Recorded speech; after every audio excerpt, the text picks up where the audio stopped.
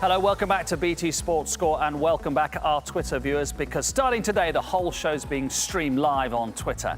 And the headlines so far: Manchester United have made it 2 wins out of 2 with another 4-0 win, this time at Swansea. In the Championship, Sheffield United beat Barnsley 1-0, and in Scotland, Celtic have beaten Kilmarnock 2-0 at Rugby Park. So this season we've launched our new game, BT Sport Predictor. Let's see how everyone's gone for this afternoon's games and have a look at what everybody thinks is going to happen. Dean and Kelly going for a Watford win on the South Coast. Only Dean thinks that West Brom are going to win at Turf Moor this afternoon. And looking at the Leicester-Brighton game, Jules, who lives in Brighton, maybe there's a clue in there, thinks that Brighton are going to win at Leicester. Crystal Palace have won 3 times in a row at Anfield. No one thinks that's going to happen again.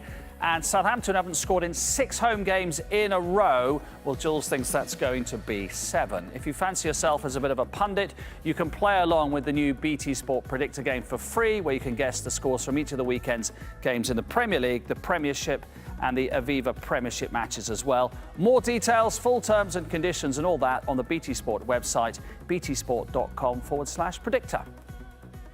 Yes, Mark, and the Fantasy Premier League season has got off to a flying start already as well. We've already seen the highest owned player, Romelu Lukaku, getting on the score sheet for 2 game weeks in a row. So we've put together a best predicted 11 for game week 2, and this is what it looks like. First of all, let's take a look at who we've got in goal, and we've put Tom Heaton there. That's because he was the top scoring goalkeeper in the Fantasy Premier League season last year with 10 clean sheets and 142 saves.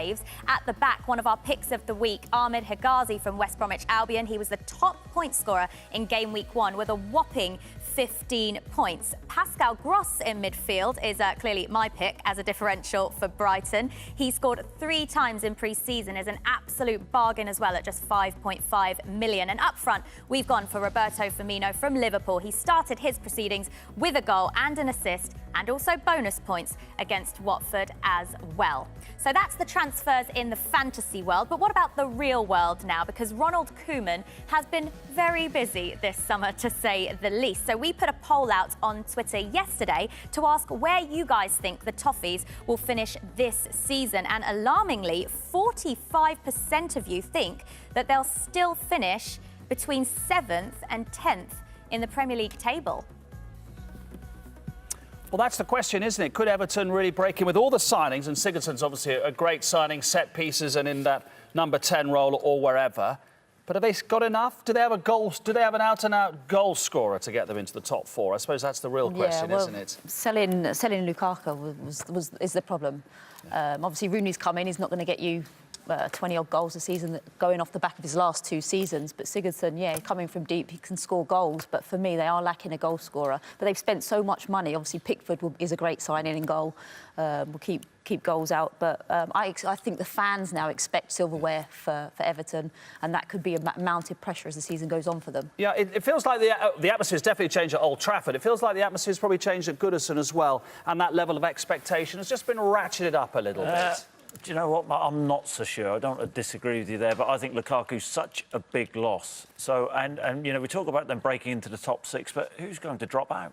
And, you know, I think that's the biggest question. Sigurdsson, a good signing. They're looking to get goals from different areas. A lot of pressure on Sandro. Well, that's the key, isn't it? Well, it is the key, and, you know, I'm not so sure that the jury's out. And then I suppose if Sigurdsson comes in, where will Rooney play? Will he push him, you know, centre forward? So, look, I don't think that they have enough to get into the top 6. Well, they're going the right direction. Definitely. Pickford, Keane, Rooney. You know, they've signed some really good players. Whether they can get to the next level, we'll wait and see. If they get off to a good start and they can defend well, they've definitely got players going the other way. But like Chris says, Lukaku, to replace strikers now, how much have you got to pay to replace a striker that's going to get 20 goals? I would have signed Defoe if I'd have been them. He'll get you 15 to 20 guaranteed every year. Different type of player to Lukaku, but they've got to find one. There's still 2 weeks left. They might do. OK, let's have a listen to some of our fan reporters ahead of this afternoon's games. A depleted squad travelling south for an away fixture in August, a manager frustrated at lack of transfer activity, and a squad made up of kids with hardly any senior first-team football. Oh, and to add to that, we've lost our main striker, and our centre midfielder looks like he's off to Swansea, back to the Premier League. I know this sounds like a Premier League preview from last season, last August, when we didn't sign anybody and our best players were leaving and everyone was injured. But actually it's the same, and we're doing it all over again, but the division below her. On the subject of Ruben Neves, though, £15 million is an absolute steal for him. He's the best Wolves player I've seen in a Wolves shirt in 23 years of being a fan. His passing is superb. His eye for goal, as we saw at Hull, is exceptional. And he's just an all-round absolutely superb player. And he's got no right being in the Championship with us. Judgment Day here at Villa Park for Steve Bruce, you feel. He's treading on eggshells with a lot of the fans already, and surely he must be treading on eggshells with the owners. Midweek against Reading just was not good enough. The performance was poor, very lacklustre, and we were deservedly beaten. Norwich will be a tough opposition today, but we've got to do better in those second halves and take the big chances in games. That's what's letting us down at the minute, and the added pressure by the fact we're bottom of the league now. So just arrived at the ground, feeling pretty optimistic. I mean, after last week, it can't be any worse, can it? Different squad this week. We've dropped 3 of the ones. We've got Jose Fonte, which seems like we're just taking the mick out of Southampton a little bit, putting him back in the team. Antonio's back, top scorer from last year. I'm going to stick with my original prediction. We're going to score 8. Either that or we're going to win 3-1. Well, they were your 2 of your old teams playing against each other last week. They were terrible, West Ham. Slaven Bilic said afterwards we weren't second best, we were third best. That's how poor they were. They weren't good at all, and especially like for the first game of the season, going to Old Trafford, you expect them to give it a go. The one thing for me is that they brought Chicharito in from, and I don't think West Ham create enough chances during the 90 minutes for Chicharito to score a lot of goals this year.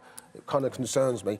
And Arnautovic, I thought he was kind of in and out against when he was at Stoke.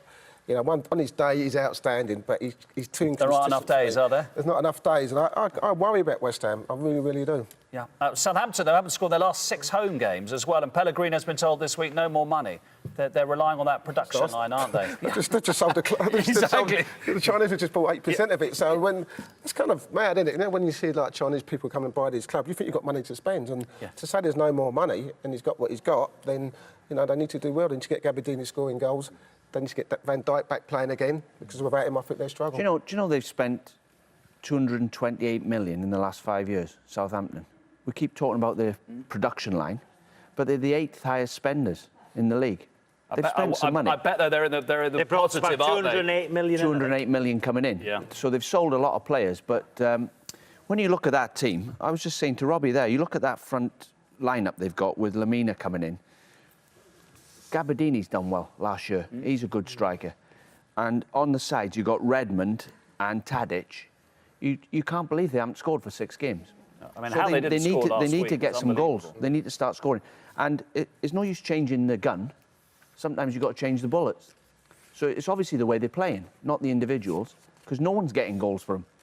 They created enough chances to score against Swansea last week weekend. they did. A quick word about the game you're going to watch, because Leicester played really well in large parts at Arsenal. But for Brighton, now going to Leicester, having lost the opening game, you're thinking from Brighton's point of view, because the hard thing's always to get off the mark, isn't it, which Huddersfield have done already. Yeah, it's a good game for me. I was a legend at both clubs. You and the Wid Dean. Give it away in lots of grounds. But, yeah, Brighton, obviously, I missed the game, the +5 game, but I would like to believe Brighton were compact. They've done well. Without really threatening to win, playing against a lot of people, the title favourites. But Leicester, I thought they were very good against Arsenal. Jamie Vardy looked so sharp. Harry Maguire, I thought, was brilliant for Leicester City. They've made some good signings. Iheanacho was not on the bench there. He must have picked. He's got a toe injury. And Matty James, who they bought, he missed large parts of the Championship winning season. He didn't he went play. to Barnsley on loan. He done okay at Arsenal as well. So, yeah, much the same for Leicester. But I think Harry Maguire is a fantastic sign for them. And they're playing in the way. Craig Shakespeare's got them playing in the way that they played when they won the title. Counter-attacking play. Okazaki just in behind. But you see Vardy at the Emirates, how sharp he was playing on the shoulder. He was really good. He was really good. I was at that game, and Vardy looked threatening every time. He was getting in behind into the channels, and the ball was coming to him every time. And his hold-up play is so good. And it was a pleasure to watch. Lots to look forward to then coming up after the break. And a reminder, at 5:30, we've got Stoke against Arsenal. That's from the Bet365 Stadium. Kick-off coming after the break.